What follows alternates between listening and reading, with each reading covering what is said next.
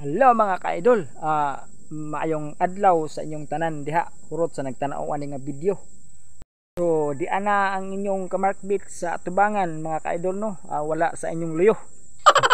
Katubang ko mga ka-idol kay sana i-share na to ang problema ano nato ani nga na demonetize man atong YouTube ani mga ka-idol. Unang pasakit sa 2025 mga ka-idol no. January pa naman suga sa ato mga ka-idol. Dugay ko naghuwat, dugay excited kayo mukubra sa unta sweldo ono ni YouTube mga ka-idol kay nakaabot ata og $100 ang threshold para makasahod yung mga ka-idol.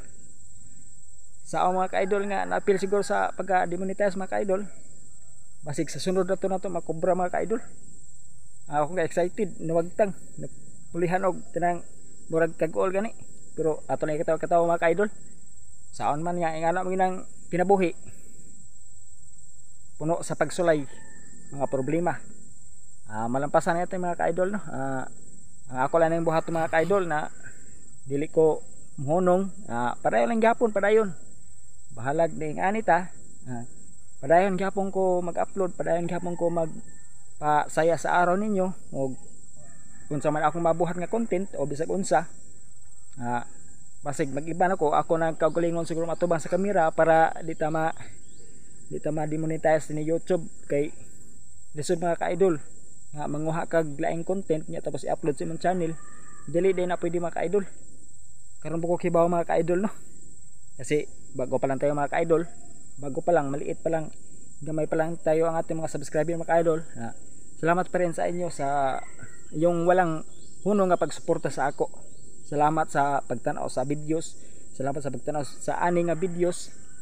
Kung bago ka pa lang, pwede pahingin ang favor, paki-subscribe.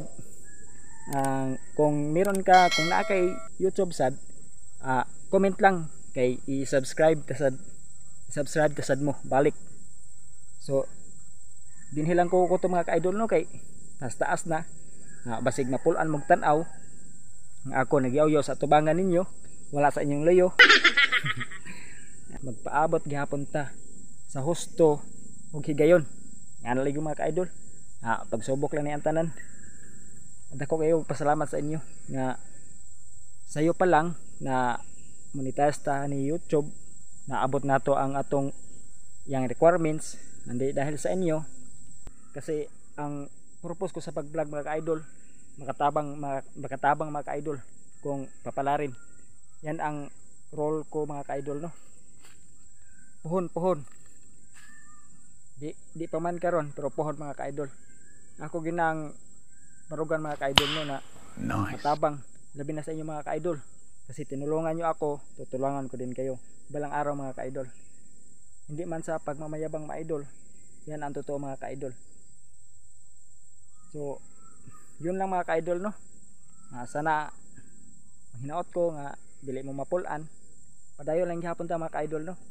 Kahit ganito ang ating channel, mo ni ang nahitabo, padayon gapit mga ka-idol.